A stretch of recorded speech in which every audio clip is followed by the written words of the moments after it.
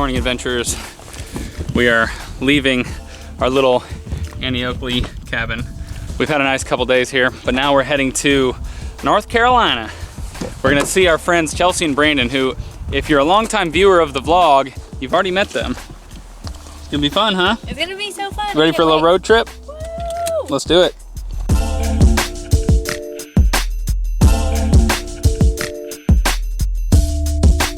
So we realized we've gotten a lot of new subscribers recently, so welcome to our channel. Welcome. And someone in the comments had recommended that we do a Q&A, and we've been wanting to do a Q&A anyway, just so you guys can get to know us a little bit better. So since we have a really long drive today, we've got about a 4-hour drive to North Carolina, we figured we'd do a little car Q&A for you guys. Yeah.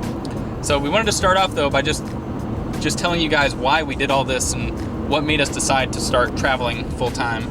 We used to live in San Francisco, if you didn't know that. We had been there for about 5 years. We were both involved with startups. Eric had his own company. I was working at a little women's clothing company called Moncloth. It's funny because we'd been chasing that kind of idea of success for a while. And then once I always wanted to start my own company and raise money and all this stuff. And once I did it, I worked on it for a few years and then just was not satisfied by it anymore. Yeah, and it was actually, Moncloth was my dream job.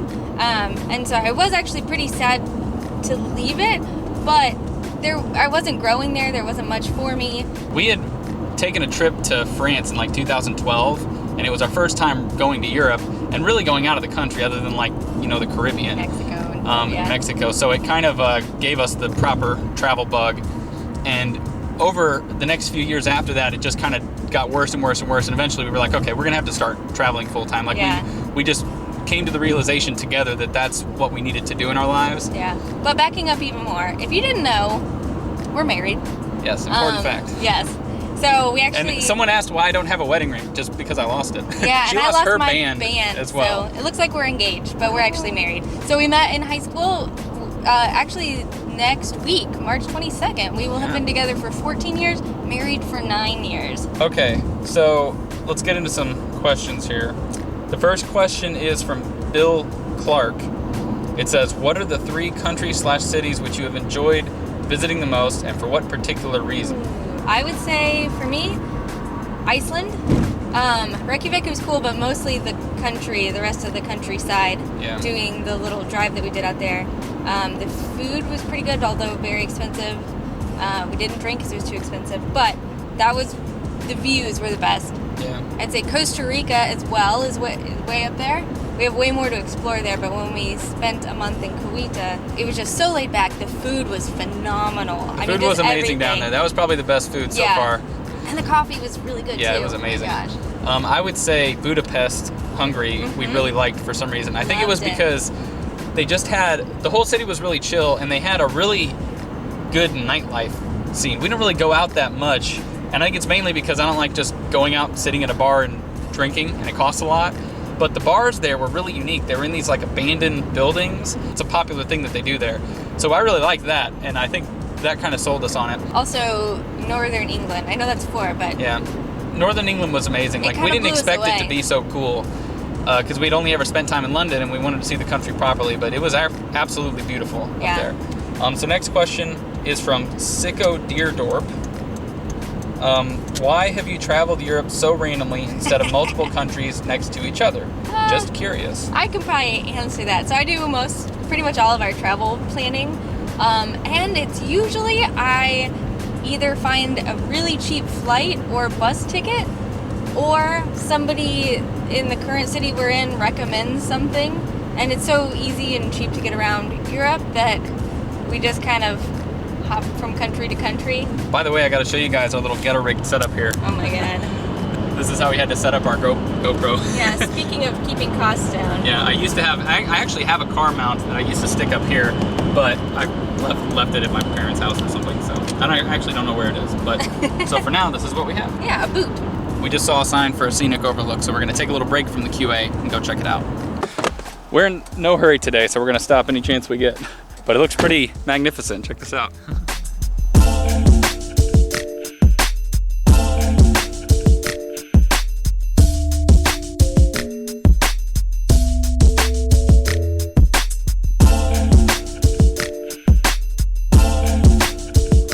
All right, back on the road, and back to the Q&A. Okay, back at it. Kay Spence asks, any chance of a steadier cam? Missing out on a lot of background details that make your travels interesting.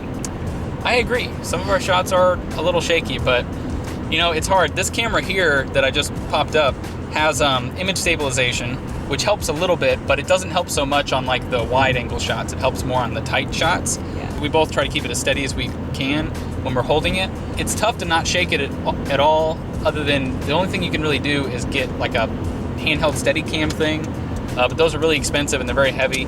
I guess what I need to do is just get a wider angle lens. I think that'll help a little bit. It'll make it to where you can see more of the detail, because right now this is 24 millimeter at the wide end, and it's wide, but it's not wide enough. But in the meantime, we will try to keep the shots as steady as possible. Yes, I'm really working on it. Okay, next question is from Hence Helbert. This question is more of a request. Are you planning to do a how it's made video on your video editing? I do all the vlog editing, and I've been planning to do a how-to for a long time, but just haven't gotten around to it. But just know that it is coming. Richard London says, what do you do regarding clothing for different climates, as obviously you can't carry everything with you, or would that just defeat the purpose? So luckily when we've been traveling, we kind of do it in chunks before we come back to the States. We've been lucky to kind of hit relatively similar climates the whole time, so we don't have to worry so much.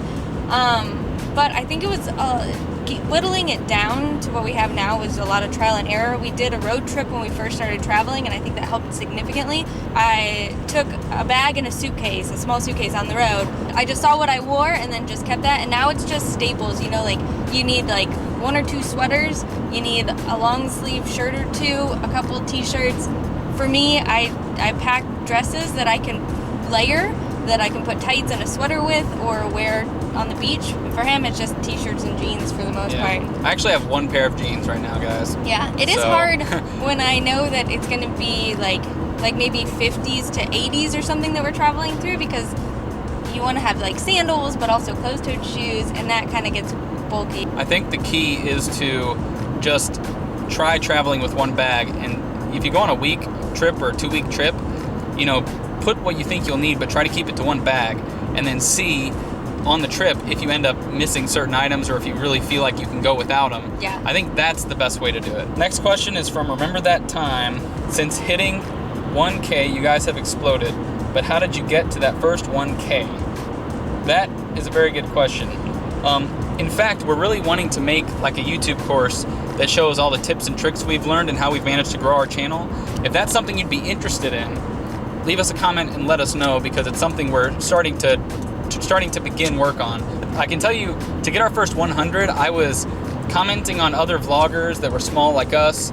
I was interacting with people on the vlog subreddits. Yeah. I was reaching out to following vloggers on Twitter and replying to them, liking their tweets, all kinds of stuff. Yeah. I would do that for about an hour or 2 a day in order to just get like 5 or 10 subscribers a day. But doing all that hustling ended up getting us to our first 100 subscribers in about a week or 2, I think. Maybe it was about 7 days, I think. Yeah. But then getting from 100 to 1,000, that was very hard. Yeah. Because I stopped putting so much time into the hustling, just because, you know, I have to work as well. So I don't always have time for that stuff. But I was still working it in, and we started to work more on the content. At the end of the day, like for us, what's grown our channel has been evergreen content. Yeah. Evergreen content is the type of content that's helpful, and it's going to be searched for years after you post it. Like if we post a vlog that says, I can't believe this happened, right? And it might have a fun thumbnail and all of our subscribers will watch, but if you only have 100 subscribers, that's not doing very much for your channel. But if it's a vlog that's like top 10 travel photography tips, you know, you might get thousands of views on that over time, because it's the type of thing that people keep searching for, and the more views it gets, the more likely YouTube is to suggest it in the little suggested sidebar when people are watching related videos. Other people have grown their channels other ways, but that's been the key growth mechanism for us, especially getting from 1 to 1,000. And I think YouTube rewards you after you get to 1,000, 5,000, 10,000. When you hit these milestones, they're more likely to push your content to other viewers on YouTube. So you really just got to hustle to get those first initial milestones. But anyways, that's all the questions we had for now. So I hope you guys enjoyed this. Hope you found it helpful. If you have any follow-up questions, leave us a comment. We'll try to respond to every single one. Yeah. Or you can hit us up on Twitter. If you don't already have our Twitter, it's just at what is it? the_endless_a Oh yes. is our Twitter handle. Our Instagram, you should follow us there as well, because you'll get to see some of the kind of between the traveling, because we post photos from days where we're not vlogging. But our Instagram is just The Endless Adventure, and I'll put the usernames on the screen somewhere so you can check that out. All right, back on the road. We're taking a quick pit stop to Whole Foods to get ourselves some road trip snacks. Yes, I think where we are going, there will not be many healthy options, so.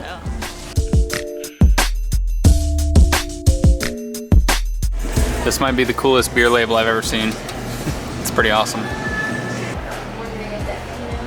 We're searching for the perfect bottle of wine.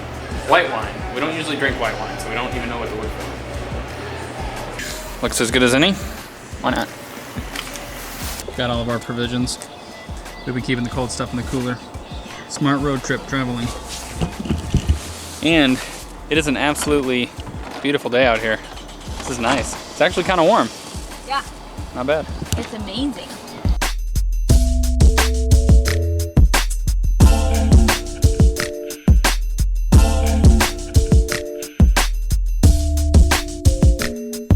We've been on the windiest road in history for about an hour now.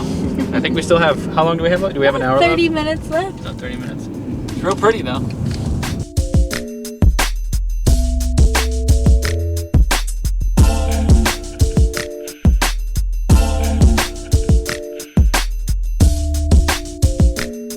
We just found the happiest little donkeys.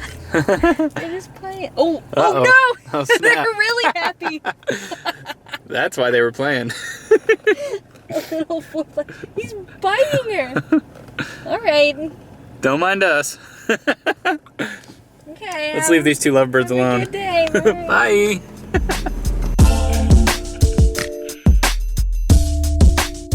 We've arrived just before dark.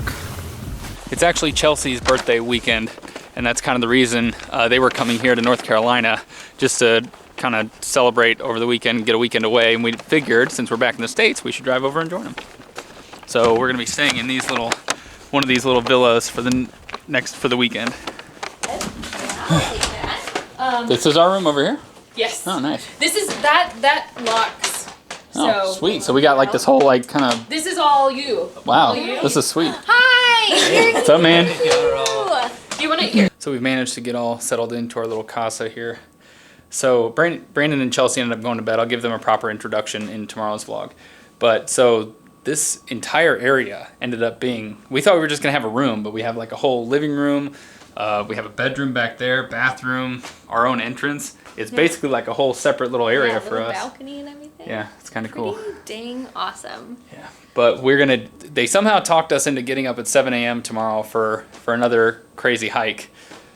Should make for some interesting video and some good photos, but it's gonna be just brutal waking up that early. I can't do it, man. Because if anybody is new to our channel, you know that we typically don't get up before like 8 or 9 a.m. Yeah, we are calling We're it gonna a go night to a little bed. bit early tonight. And we're Yeah. gonna, hey, Good night, adventures.